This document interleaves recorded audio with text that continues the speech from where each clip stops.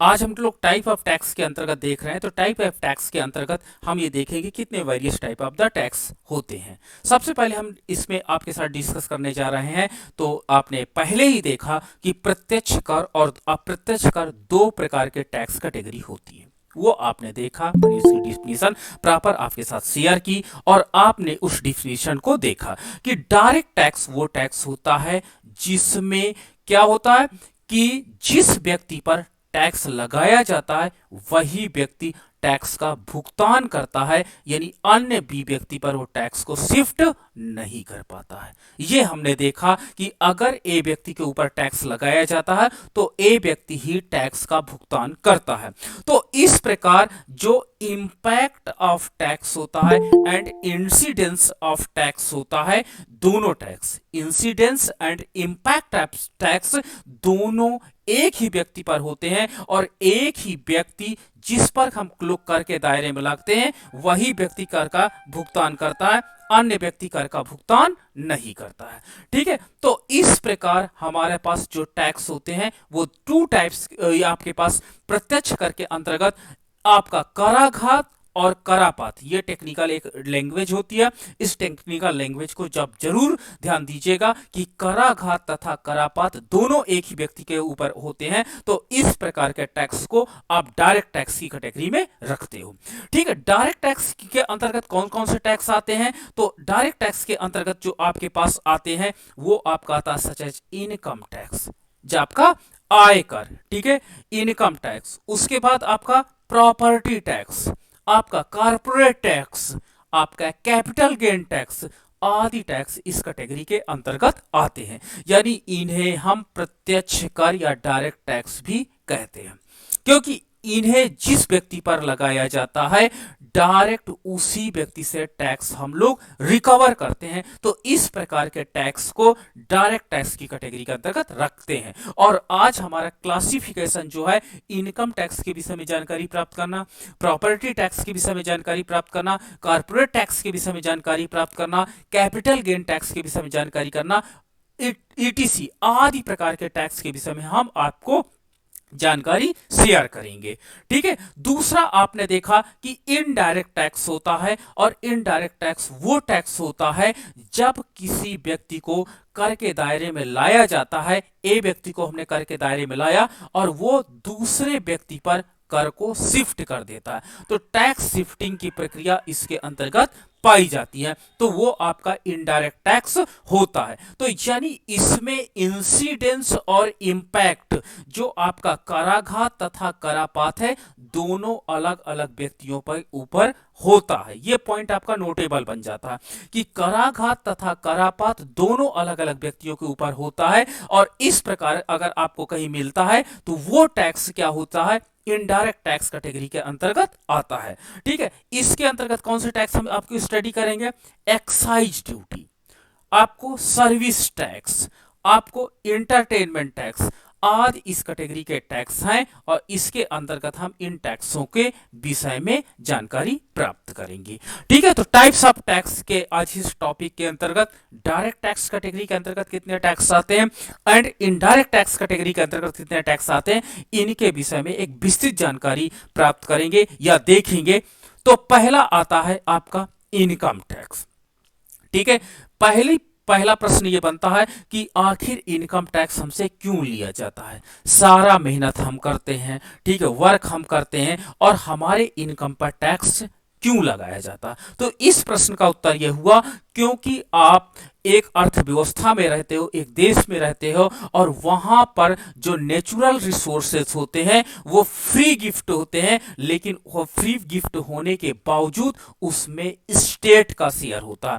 ठीक है, स्टेट का शेयर होता है और स्टेट उसको क्या करता है, कंपनसेट करता है। अर्थात जब आप इकोनॉमिक एक्टिविटी करते हो तो कहीं ना कहीं प्रकृति को नुकसान होता है, कहीं ना कहीं आपके पास स्टेट की लाइबिलिटीज उसमें वर्क करती है कि आपको सुरक्षा प्रदान करना, आपको एक गुड एटमॉस्फेयर प्रदान करना, तब आपने जाकर के उस इनकम को जनरेट किया है।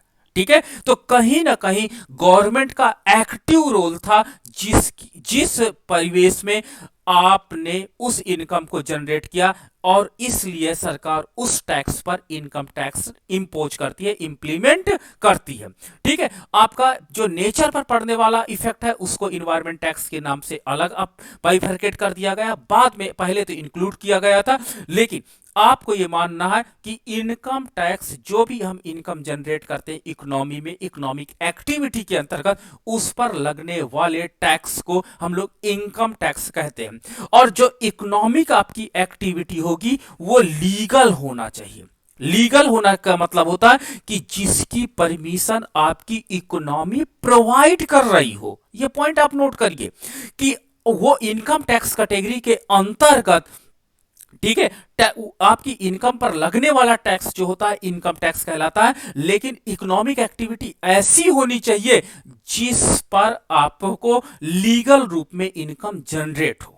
ठीक है, सपोज दैट देखिए आपने के कुछ एब्रॉड कंट्री है जहां पर जैसे आपने देखा होगा अफीम की खेती है, वहां पे मेडिसिनल यूज के लिए उस पर प्राप्त की गई इनकम को हम लोग क्या करते हैं, उसके इनकम टैक्स के दायरे में ला देंगे। लेकिन भारत में अगर आप मेडिकल यूज में लाते हो तो उसको परमिशन है, उसके लिए भी लाइसेंस रखना पड़ता है। लेकिन अगर आप इलीगल तरीके से इनकम जनरेट करते हो तो उस पर तुरंत इनकम टैक्स आप दायरे में नहीं आओगे, और साथ ही साथ क्योंकि उस लीगल एक्टिविटी को होना इंपॉर्टेंट है इनकम टैक्स के अंतर्गत। तो आपकी कोई भी इकोनॉमिक एक्टिविटी, जैसे सोमालिया कंट्री है, सोमालिया कंट्री में आपको मैं बता दूं कि सोमालिया कंट्री में 60% जीडीपी का केवल डकैती से आता है। ठीक है, यानी डकैती करने के बाद वो इनकम जनरेट करते हैं। तो देखिए वो लीगल एक्टिविटी नहीं है, इकोनॉमिक एक्टिविटी लीगल नहीं है, अर्थात वो इनकम टैक्सेबल इनकम नहीं मानी जाएगी। तो ये पॉइंट आपको नोट करना पड़ेगा कि इनकम टैक्स केवल उस इनकम पे लगेगा जो लीगल इकोनॉमिक एक्टिविटी का पार्ट है। ये पॉइंट आपको नोट करना है। ठीक है, लीगल इकोनॉमिक एक्टिविटी का पार्ट है, अगर लीगल नहीं है तो उससे प्राप्त होने वाली इनकम को आप इनकम टैक्स दायरे में नहीं ला सकते हो।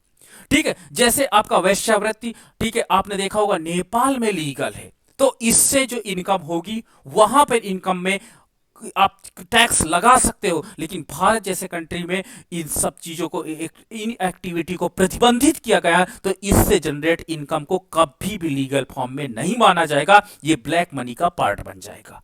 ये पॉइंट आपको नोट करना सबसे पहले कि वाई गवर्नमेंट इनकम टैक्स क्यों इंपोज करती है। प्रश्न बहुत स्टूडेंट्स का आता है कि इनकम हमारी, मेहनत हमारा, लेकिन इकोनॉमिक इन्वायरमेंट जो आपको प्रोवाइड किया गया और उसके पीछे गवर्नमेंट ने कई कार्य किए, एक कार्य से नहीं आपका जो इकोनॉमिक एक्टिविटी संपन्न होती है, बल्कि उसके पीछे पुलिस प्रशासन आपकी काम करती है, उसके पीछे आपके पास कितने देशों का एमओयू काम करता है जहां से आप रॉ मटेरियल मशीन लाते हैं। तो ये सारा लीगल एग्रीमेंट जो होते हैं इन पर गवर्नमेंट बहुत विशेष ध्यान देती है। तो इसलिए इन पर लगने वाले टैक्स को, क्योंकि इन इकोनॉमिक एक्टिविटी में गवर्नमेंट का बहुत अच्छा योगदान रहता, तब हमारी इकोनॉमिक एक्टिविटी संपन्न हो जाती है, पाती है, इसलिए इस इनकम पर लगने वाले टैक्स को हम लोग इनकम टैक्स कैटेगरी के अंतर्गत रखते हैं।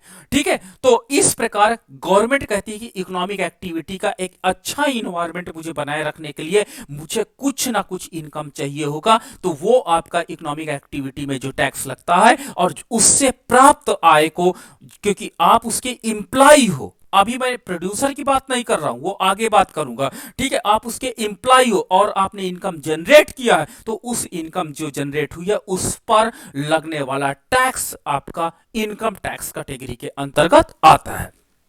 ठीक है, यह लोगों की इनकम पर जो एक वित्तीय वर्ष में प्राप्त आय उस पर लगाने जाने वाला टैक्स होता है। ठीक है, जो लोग जो भी कमाते हैं, ठीक है, एनी एक्टिविटी, ठीक है, जो भी आप अर्न करते हो, जो भी लोग कमाते हैं, उनमें से एक तय हिस्सा सरकार उनसे टैक्स के रूप में ले लेती है। ठीक है, मान लीजिए इस समय भारत में अधिकतम कितना टैक्स की दर है, आपका आंसर होगा 30.9। ठीक है, अधिकतम टैक्स की दर है। ठीक है, तो इतना टैक्स आपको मैक्सिमम टैक्स इस लेयर के अंतर्गत आपको देना पड़ेगा। इसे सेंट्रल गवर्नमेंट की ओर से लगाया जाता है और वसूला जाता है। ये इंपॉर्टेंट पॉइंट है, most important point. Income tax central government द्वारा इंप्लीमेंट किया जाता है एंड कलेक्शन किया जाता है। ये पॉइंट आपको नोट करना पड़ेगा। ओके, ठीक है। ये बार बार एग्जाम में पूछा जाता है कि इनकम टैक्स कहां से लगाया जाता है, तो आप बोलोगे सेंट्रल गवर्नमेंट लगाती है एंड सेंट्रल गवर्नमेंट ही उसका कलेक्शन करती है। लेकिन फाइनेंस कमीशन जो आपका वित्त मंत्रालय है की सिफारिशों के अनुरूप केंद्र और स्टेट गवर्नमेंट के बीच इसको बाद में बांट दिया जाता है। ठीक है, जितनी इनकम आपने इनकम टैक्स के माध्यम से कौन पाया, सेंट्रल गवर्नमेंट पाई। ठीक है, सेंट्रल गवर्नमेंट पाई। ठीक है, आप मोटा मोटा समझिए मोदी जी ने पाए। ठीक है, और उसको बाद में कलेक्शन जो होता है उसको केंद्र तथा राज्य सरकार के बीच बंटवारा किया जाता है। ठीक है, ये बंटवारे का विधि कैसे होता है इसको भी मैं आपको आगे चल के डिफाइन करूंगा। ठीक है, तो इस प्रकार सेंट्रल गवर्नमेंट इनकम टैक्स को लगाती है, कलेक्ट करती है और बाद में स्टेट के साथ उसका क्या करती है, डिस्ट्रीब्यूशन करती है, सेंट्रल और आपका स्टेट गवर्नमेंट। भारत में बहुत कम इनकम वाले लोगों को इनकम टैक्स के दायरे से बाहर रखा जाता है। अगर आपकी इनकम 2.5 लाख रुपए से कम है तो आप इनकम टैक्स की कैटेगरी के अंतर्गत नहीं आओगे। ठीक है, इसके ऊपर थोड़ा ज्यादा इनकम वालों को कुछ परसेंटेज में और बहुत ज्यादा इनकम वालों को ज्यादा परसेंटेज में इनकम टैक्स लिया जाता है। ठीक है, तो इनकम टैक्स आपको क्लियर हो गया होगा कि जो हमारी इकोनॉमिक एक्टिविटी होती है, लीगल इकोनॉमिक एक्टिविटी के परिणाम स्वरूप प्राप्त आय को हम इनकम टैक्स कट की के कैटेगरी के अंतर्गत रखते हैं और इसमें गवर्नमेंट का यही उद्देश्य होता है कि आप अपनी जो इकोनॉमिक एक्टिविटी से प्राप्त आय है उसको कुछ शेयर आप सेंट्रल गवर्नमेंट को दो और बाद में जो राज्य तथा स्टेट की इकोनॉमिक एक्टिविटी वाले प्रोजेक्ट्स हैं जो वेलफेयर से संबंधित है उस पर गवर्नमेंट खर्च करती है। ठीक है सर, अभी तो ये बढ़ के 5 लाख कर दिए ना हाँ हाँ, गवर्नमेंट ने? वो आपकी बात सही है। मैं एक अभी जी। वो बता रहा हूँ, बाद में स्लैब हम लोग डिस्कस करेंगे। 2 टाइप्स के स्लैब्स होंगे, आपका ओल्ड आपका तरीका होगा, एक न्यू मेथड्स होगा। अगर इफ यू आर इंटरेस्टेड तो मैं आगे आपकी ये चर्चा जारी रखूंगा। ठीक है, अगर आपको इंटरेस्ट होगा तो मैं उसको कैलकुलेट करना भी सिखा सकता हूँ, बट जी अभी सर, मैंने जी जी। आपको पुराना वाला डेटा आपके साथ शेयर किया हूँ। ठीक है, वो देखिएगा, बहुत सी चीजें उसमें होती हैं। जी सर। ओके, ठीक है। तो किस लेवल की कमाई होने पर कितना परसेंटेज में टैक्स लिया जाएगा इसकी घोषणा सरकार हर साल फाइनेंशियल ईयर की शुरुआत में करती है। ठीक है, आपका जो फाइनेंशियल ईयर होता है, मैंने आपको बताया कि फाइनेंशियल ईयर आपका 1 अप्रैल से स्टार्ट हो करके 31 मार्च के मध्य माना जाता है। और जो आपका बजट होता है, बजट में आपने देखा होगा फाइनेंशियल ईयर स्टार्ट होने के पूर्व आपका जो बजट होता है वो बजट जब आपका जारी किया जाता है तो उसमें इनकम टैक्स स्लैब भी जारी किए जाते हैं।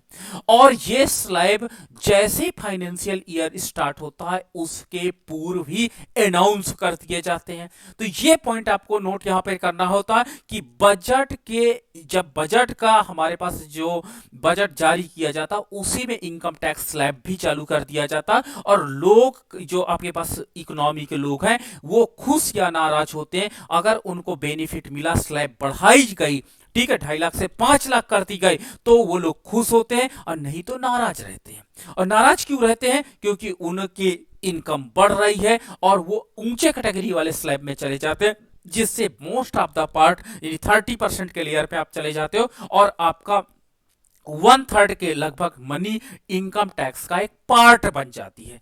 तो बजट में टैक्स स्लैब के रूप में काम करती है और टैक्स स्लैब भी अलग अलग श्रेणियों के लिए अलग अलग होती है। ठीक है, हर पर्सन के लिए मतलब हर इनकम कैटेगरी के लिए आपका अलग अलग होती है। तो इसमें एक आपकी जो इनकम होती है उसके आधार पर बाइफरकेट किया जाता है। जैसे सीनियर सिटीजन के लिए अलग टैक्स स्लैब होगी, आपके पास सुपर सीनियर सिटीजन के लिए जो 80+ है, ठीक है, 60+ का अलग टैक्स स्लैब है। सुपर सीनियर सिटीजन के लिए 80+ के अंतर्गत आता है और 80+ का जो आपका वो होगा टैक्स स्लैब वो अलग होगा। कंपनीज का अलग होता है, फर्म का अलग होता, ऑर्गेनाइजेशन का अलग होता, आदि के लिए अलग अलग टैक्स, आपका टैक्स स्लैब रेट्स बनाए गए हैं। इनकम टैक्स में शामिल इनकम सोर्स, ठीक है, इनकम टैक्स की जब भी गणना की जाती है उसमें निम्न सोर्स को इनकम का पार्ट माना जाता है। पहला, इनकम टैक्स के अंतर्गत जो आपको पूरे वर्ष या फाइनेंशियल ईयर में इनकम प्राप्त हुई है वो आपकी इनकम मानी जाएगी। ठीक है, अगर आप कहीं जॉब कर रहे हैं, जॉब से जो भी आपको पूरे साल सैलरी मिलती है उस सैलरी को इसके अंतर्गत कैलकुलेट किया जाता है। दूसरा, अगर आपके पास कोई हाउस या प्रॉपर्टी है, उससे किराया के रूप में कोई आमदनी प्राप्त हो रही, मान लीजिए आपने कोई मकान बनवा दिया, अब बाद में किराए में आपने उठा दिया, तो किराया जो प्राप्त होता है, इनकम फ्रॉम हाउस प्रॉपर्टी, इसको भी आप लोग क्या करते हो, आप टैक्स उसमें टोटल इनकम में कुल आय, मैं टोटल इनकम कैसे कैलकुलेट होती है उसकी बात करता हूं, तो टोटल इनकम का पार्ट बनाया जाता। तीसरा, बिजनेस या किसी प्रोफेशनल से होने वाला लाभ, ठीक है, मान लीजिए कोई आपका, आप जैसे प्राइवेट सेक्टर में और कई आप फर्म चला रहे हो, तो जितनी फर्में चलती है उनसे प्रॉफिट होने वाला सारे प्रॉफिट्स को इसमें आप गेन को इसमें ऐड करना होगा। या मान लीजिए आप गवर्नमेंट हो और इसमें भी आपका क्या होता, कोई प्रोफेशन आपका अलग है, तो उस पर उसका, जैसे आपने कोई बॉन्ड खरीद लिया है तो उसके बेनिफिट पर भी टैक्स लगता है। आपका कैपिटल गेन्स के रूप में हुई आमदनी, आपने कोई पूंजी है, और कैपिटल गेन्स को long run and short run दो प्रकार का कैपिटल गेन्स होता है, मैं आगे आपको डिफाइन करूंगा कि लॉन्ग रन कैपिटल गेन क्या होता है and short run capital gain क्या होता है। ये गवर्नमेंट एम्प्लॉय अधिकतर कैपिटल गेन एक एक्टिविटी में लगे होते हैं, ठीक है, लोग बॉन्ड खरीद लेते हैं, ठीक है, अदर एक्टिविटी में शामिल हो जाते हैं, तो इनको, इनके ऊपर जो टैक्स लगता है वो कैपिटल गेन टैक्स के रूप में आपका इंप्लीमेंट होता है, जैसे शेयर या बॉन्ड आदि। अन्य स्रोतों से हुई आमदनी को भी आपको इनकम फ्रॉम अदर सोर्स के अंतर्गत जोड़ा जाता है। तो इनकम टैक्स के अंतर्गत इतनी सैलरी को, इतने पार्ट प्राप्त, इतने एक्टिविटी, इकोनॉमिक एक्टिविटी से प्राप्त क्या होता है, आय को हम लोग इसके अंतर्गत ऐड करते हैं, जोड़ देते हैं। ठीक है, तो ये आपके पास हो गया इनकम टैक्स, और इनकम टैक्स को मैं और अधिक विस्तृत नहीं भी जाऊंगा, केवल आप टोटल्स मैं इनकम की बात करता हूं, फिर उसके बाद जो स्लैब होते हैं, बहुत सी चीजें होती हैं, उनको हम बाद में कभी फिर से डिस्कस करेंगे। लेकिन इनकम टैक्स आपको बताया कि लीगल इकोनॉमिक एक्टिविटी में यदि आप इन्वॉल्व हो तो राज्य अपने, ठीक है, राज्य जो आपको एक इकोनॉमिक इन्वायरमेंट प्रोवाइड कर रहा है उसके बदले में जो आपने आय अर्न किया उस पर लगने वाले टैक्स को इनकम टैक्स कैटेगरी के अंतर्गत रखा जाता है। तो ये पॉइंट आपको इंपॉर्टेंट हो जाता है, नोटेबल हो जाता है। ठीक है, अब आपके पास होता है एक टीडीएस होता है, आपने देखा होगा टीडीएस काट लिया, ठीक है, टीडीएस एक प्रकार का इंस्टेंट टैक्स पेमेंट है। इंस्टेंट टैक्स पेमेंट का मतलब होता है तुरंत कर का भुगतान कर दिया जाना, ठीक है, और अधिकतर आपने देखा होगा प्रचलन में 10% टीडीएस काट लिया जाता है। ठीक है, तुरंत या इंस्टेंट आपको टैक्स जब काट लिया जाता है तो इस कैटेगरी को हम लोग टैक्स डिडक्शन एट सोर्स कहा जाता है। इनकम टैक्स उन स्थितियों में आपको देना होता है जिनमें पहले से इनकम तय नहीं होती है। ठीक है, तो आपको एक निश्चित अंतराल हर तिमाही में अपनी इनकम के अनुसार टैक्स जमा करना पड़ता है, और इनकम के कुछ ऐसे तरीके होते हैं जिसमें से पेमेंट पहले से तय होता, जैसे सैलरी, आपके पास कॉन्ट्रैक्ट पेमेंट आदि। ऐसे मामले में सरकार सैलरी देने वाले या कॉन्ट्रैक्ट पेमेंट करने वाले को पेमेंट से पहले ही टैक्स काट करके जमा किया जाता है, और इस प्रकार के टैक्स को हम अधिकतर टीडीएस की संज्ञा देते हैं। तो कहीं पर आप इकोनॉमिक एक्टिविटी में आप इन्वॉल्व हो, और वहां पर इकोनॉमिक एक्टिविटी में अगर आप इन्वॉल्व हो तो वहां पर आपने जो इनकम जनरेट किया है उस इनकम पर तुरंत आपको टैक्स डिडक्ट कर लिया जाएगा, उसे हम लोग टीडीएस की कैटेगरी में रखते हैं। ठीक है, तो ये टीडीएस कैटेगरी में रखा जाता है। ठीक है, और इस प्रक्रिया में चूंकि आमदनी देने वाले स्रोत से ही टैक्स कटौती कर ली जाती है, इसलिए इसे स्रोत पर कर कटौती का टीडीएस कहा जाता है। और जो टीडीएस काटता है वो आपको टीडीएस सर्टिफिकेट भी प्रोवाइड करेगा। मान लीजिए आप इनकम टैक्स रिटर्न फाइल करना चाहते हो, तो इनकम टैक्स रिटर्न में आप टीडीएस अमाउंट को माइनस कर सकते हो कि देखिए ये और सर्टिफिकेट मुझे प्रूव करता है कि मैं ऑलरेडी इस इकोनॉमिक एक्टिविटी का टीडीएस पेमेंट कर चुका हूं। और जब टीडीएस मैं पेमेंट कर चुका हूं तो उसको आईटीआर के अंतर्गत जब आप क्लेम करोगे तो वो अमाउंट आपका इनकम टैक्स डिपार्टमेंट उतना टैक्स को आपको हटा देगा और रेस्ट ऑफ टैक्स को पेमेंट करने की बात कहेगा। ठीक है। जैसे अगर आप किसी संस्थान में, कोई इंस्टीट्यूट है कि सैलरीड कर्मचारी हो और आपकी सैलरी टैक्सेबल है, आपकी सैलरी में टैक्स लगता है, तो कंपनी तनख्वाह देने से पहले टीडीएस काट लेती है और बचा हिस्सा आपके अकाउंट में जमा कर दिया जाता है। तो गवर्नमेंट में आपने देखा होगा टीडीएस के रूप में आपको प्री इनकम टैक्स पेमेंट करने का के लिए कंपलसरी कहा जाता है कि आपको टैक्स पेमेंट करना पड़ेगा। ठीक है। और अगर आप कॉन्ट्रैक्ट बेस पे कहीं के काम करते हो तो भी आपकी सैलरी टीडीएस अमाउंट को डिडक्ट करने के बाद ही क्रेडिट किया जाता है। तो इस प्रकार हमारे पास जो टीडीएस होता है वो प्री डिडक्शन ऑफ टैक्स होता है, आफ्टर सैलरी पेमेंट के पूर्व में जो आपके पास कर कटौती होती है उसको हम लोग टीडीएस की श्रेणी के अंतर्गत रखते हैं। ठीक है। अब एक आपका टैक्स बड़ा पॉपुलर हुआ और ये आपका मैं तीसरा टैक्स आपके साथ डिस्कस करने जा रहा हूं, प्रोफेशनल टैक्स। ठीक है। प्रोफेशनल टैक्स को जब हम आपके साथ डिस्कस करेंगे तो प्रोफेशनल टैक्स के अंतर्गत आप देखोगे कि आप मान लीजिए कोई इनकम जनरेटिंग प्रोफेशनल्स हो, आप किसी स्टेट में जाते हो और वहां पर इकोनॉमिक एक्टिविटी में आप लग जाते हो। ठीक है। तो इकोनॉमिक एक्टिविटी में आप लग जाते हो तो आपको ये प्रोफेशनल टैक्स देना पड़ेगा। ठीक है। आप मान लो सपोज दैट दिल्ली जाते हो और दिल्ली में आपने कोई ऐसा एक्टिविटी किया जिससे इनकम जनरेट होने लगी, तो आप प्रोफेशनल हो गए, तो वो दिल्ली राज्य आपको अलग से एक टैक्स काटने लगेगा और जिसे हम लोग प्रोफेशनल टैक्स के नाम से जानेंगे। ठीक है। तो आप जिस राज्य की सीमा में काम कर रहे हो वहां की राज्य सरकार आप पर यह टैक्स लगा सकती है। ठीक है। लगा सकती है या लगाती है, ये दोनों में बहुत फर्क होता है। ठीक है। देश के ज्यादातर राज्यों में यह टैक्स लगाया जाता है। ठीक है। प्राइवेट ऑर्गेनाइजेशन में काम करने वाला हर व्यक्ति या प्रोफेशनल इस कैटेगरी के व्यक्ति को टैक्स देना पड़ता है। ये आपके एम्प्लॉयर की ओर से हर महीने काट लिया जाता है। जहां पर आप प्रोफेशनल एक्टिविटी को संपादित करते हो वो स्टेट आपको टैक्स डिडक्ट कर लेगा। स्टेट गवर्नमेंट या नगर निगम, ठीक है, जहां भी आप रह रहे होगे वहां पर या तो राज्य सरकार होगी या तो नगर निगम काम कर रही होगी के पास इस प्रकार का प्रोफेशनल टैक्स पेमेंट किया जाता। इनकम टैक्स की तरह जैसे आपकी इनकम पे टैक्स करता उसी प्रकार प्रोफेशनल टैक्स एक अलग से टैक्स आपको इंप्लीमेंट किया जाता। यह टैक्स भी अनिवार्य है, कंपलसरी बर्डन के कैटेगरी के अंतर्गत आपको पेमेंट करना पड़ेगा। यह राज्य में इसकी दर अलग अलग होती है। हर स्टेट में जो प्रोफेशनल टैक्स होता उसका रेट अलग अलग क्लासिफिकेशन किया गया है।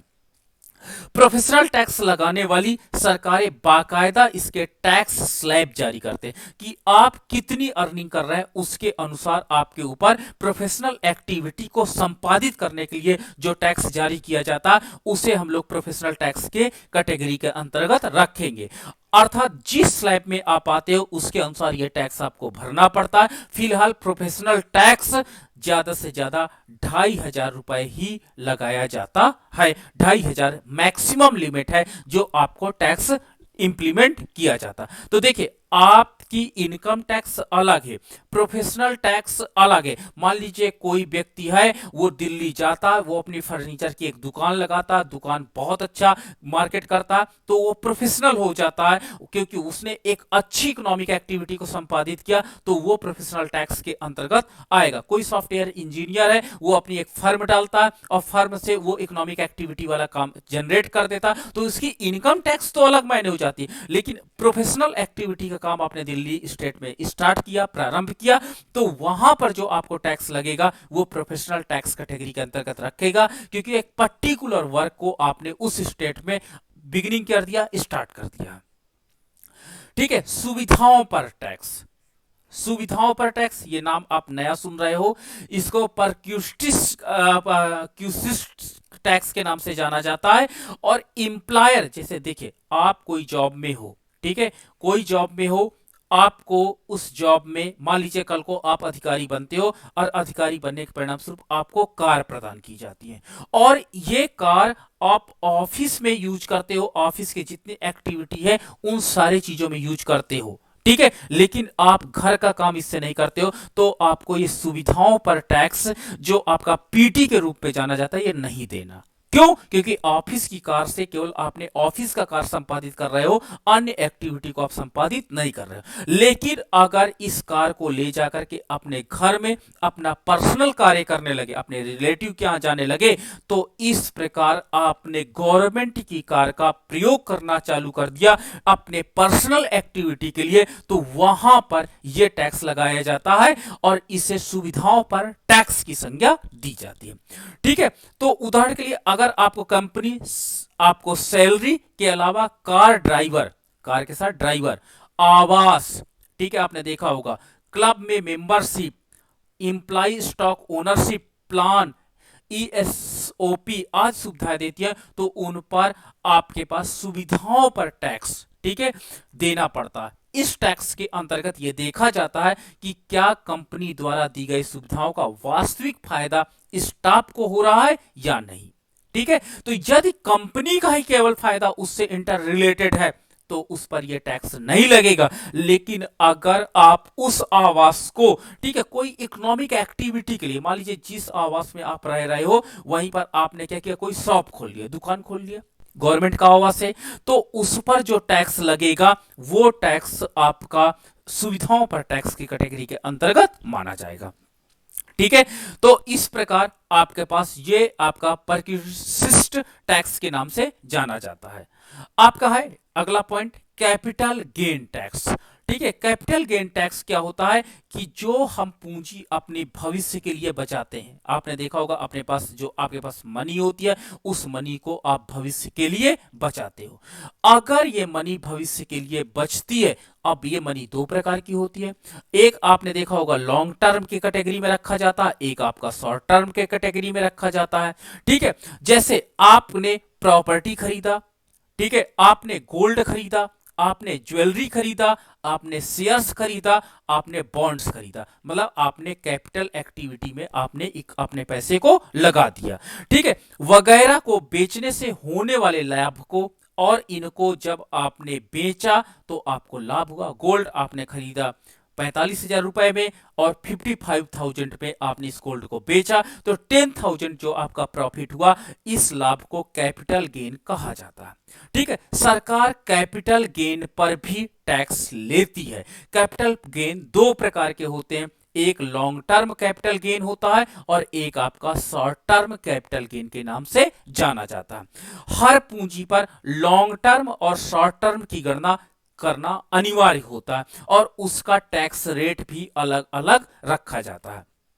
ठीक है, रियल एस्टेट यानी घर, दुकान, ऑफिस आदि को खरीदने के 2 साल बाद अगर बेचा जाए, पॉइंट याद रखिएगा, अगर आपने कहीं पर रियल एस्टेट में पैसा लगा दिया, कैसे, जैसे आपने कोई मकान खरीद लिया, दिल्ली में आपने फ्लैट खरीद लिया, ठीक है, आपने कोई शॉप खरीद लिया, ठीक है, कोई ऑफिस खरीद लिया और उसके 2 ईयर के बाद अगर आप इसको बेचते हो तो आप जानते हो कि उसका वैल्यू बढ़ जाएगी। जब वैल्यू बढ़ जाएगी तो इस प्रकार आपको लाभ मिलेगा और इस लाभ को आप लॉन्ग टर्म कैपिटल गेन की कैटेगरी में रखेंगे।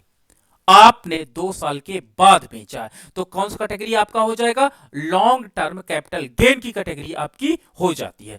ठीक है, और इन्हें खरीदने के 2 साल के यदि आप अंदर बेचते हो तो इससे मिलने वाले लाभ को हम लोग शॉर्ट टर्म कैपिटल गेन के नाम से जानेंगे। ये पॉइंट आपका इंपॉर्टेंट हो जाता कि आपका लॉन्ग टर्म कैपिटल गेन है या शॉर्ट टर्म कैपिटल गेन है, इसको हम लोग इसके अंतर्गत जानेंगे। ठीक है, अगर दूसरा पॉइंट, गोल्ड, ज्वेलरी, सिक्के आदि के लिए लॉन्ग टर्म 3 साल का होता है। ठीक है, ये पॉइंट आप नोट रखिएगा, क्योंकि आप लोग ज्वेलरी पर, गोल्ड पर ज्यादा इन्वेस्टमेंट करते हो। ठीक है, क्वाइंस भी दीपावली पे खरीदने का अच्छा कल्चर है, तो इनके लिए लॉन्ग टर्म की डिफिनेशन 2 ईयर ना होकर के 3 ईयर होती है। ठीक है, शेयर मार्केट में स्टॉक्स और म्यूचुअल फंड की खरीद बिक्री के संबंध में 1 साल से ऊपर की अवधि को लॉन्ग टर्म कहते हैं। आप अगर शेयर मार्केट में पैसा लगाना पसंद करते हो, म्यूचुअल फंड में पैसा लगाना पसंद करते हो, ठीक है, तो इसे आप क्या कहोगे? म्यूचुअल फंड में अगर आप पैसा लगाना पसंद करते हो तो 1 साल के बाद जो भी मनी इसमें जनरेट होगी, उस मनी को हम लोग क्या कहते हैं? लॉन्ग टर्म की डिफिनेशन में रखा जाता। और अगर आपने शेयर बाजार से 1 साल में ही पैसा निकाल लिया, ठीक है, कुछ ना कुछ गेन होगा या लॉस होगा, तो उसे शॉर्ट रन की कैटेगरी में रखा जाएगा। तो ये आपका बहुत इंपॉर्टेंट है। आप बहुत कंफ्यूज होते हो कि हम लॉन्ग टर्म कैपिटल गेन में आते हैं कि शॉर्ट टर्म कैपिटल गेन में आते हैं, और कौन से आइटम को किस कैटेगरी में रखा जाए, उसको मैंने इस स्लाइड में आपके साथ डिफाइन किया है, जो आपको क्लियर हुआ होगा। अब आपके पास आता है प्रॉपर्टी टैक्स। ठीक है, प्रॉपर्टी टैक्स बड़ा पॉपुलर है, जिसे म्यूनिसिपल टैक्स के नाम से जाना जाता है। अगर आप किसी बड़े शहर में निवास कर रहे हो, ठीक है, कोई बड़ा शहर सच है दिल्ली, ठीक है, जहां पर म्यूनिसिपल कॉरपोरेशन है, तो आपको अपनी प्रॉपर्टी पर प्रॉपर्टी टैक्स या म्यूनिसिपल टैक्स भी देना पड़ता है। ठीक है, आपको आपकी प्रॉपर्टी में आपके आवास, भवन और उसमें कितने कमरे हैं, ऑफिस, फैक्ट्री, बिल्डिंग, गोदाम, फ्लैट, दुकान वगैरह चीजें हो जाती थी। ये प्रॉपर्टी की डिफिनीशन है। प्रॉपर्टी के अंतर्गत इन सारी चीजों को इंक्लूड किया जाता है। प्रॉपर्टी टैक्स उस टैक्स से अलग होता है जो आपको इनकम टैक्स के अंतर्गत प्रॉपर्टी से होने वाली आमदनी पर देना पड़ता है। तो आप ये नहीं कहोगे कि ये जो दुकान है इसी से मैंने इनकम जनरेट की, वो इनकम टैक्स मैंने आपको पेमेंट कर दिया है। एक मिनट,